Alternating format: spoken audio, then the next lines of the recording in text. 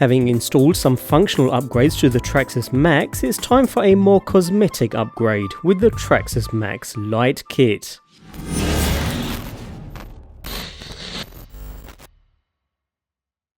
If you weren't lucky enough to grab one of the early units with the Light Kit pre-installed, then the kit is supplied as a rather expensive optional upgrade.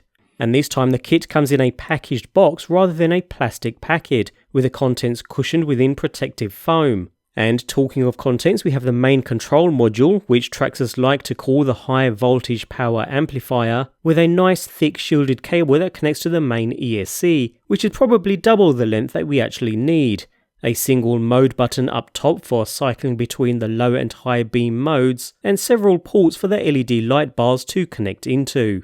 Interestingly, we do have another port hidden beneath this rubber cap, not sure what that's for, but bear in mind this is the same module used for other trucks, such as the X-Maxx and the Unlimited Desert Racer 2. Moving on, we find complete replacement front and rear bumpers, both with their respective LED light bars pre-installed with a single screw on either side. The only concern I have here is how incredibly thin these wires are, none of that braided stuff from the control module. Considering the cost, I expected better, but hopefully they'll hold out for the life of the truck at least. Otherwise, we have some zip ties and screws for the control module, and with that said, let's get this installed.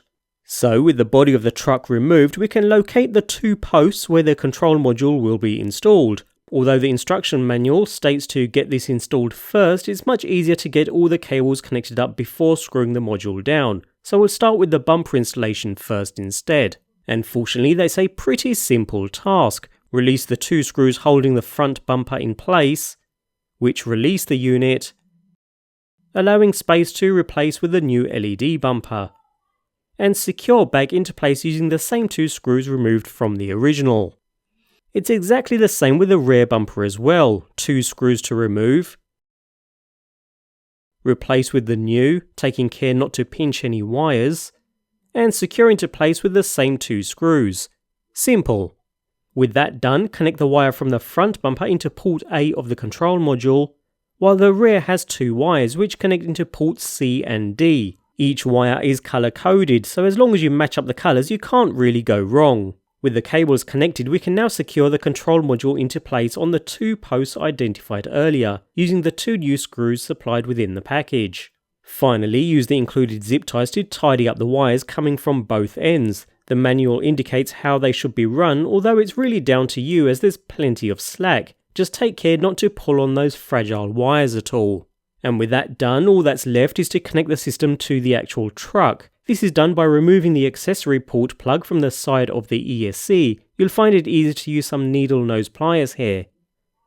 And once removed, plug in the control module, and then tidy up that extra long cable. Job done.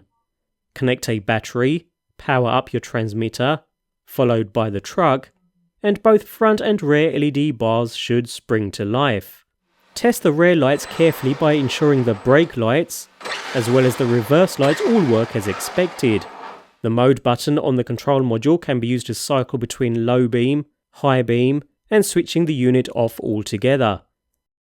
I still think the light kit is quite overpriced for what it is. In fact, the truck itself would have been much better value with the light kit and the steel CVDs included as stock. But that aside, the lights finish off the truck nicely and should make driving during lower light conditions more enjoyable, and with the speed of this truck on 4S, should make it easy to see in the distance too.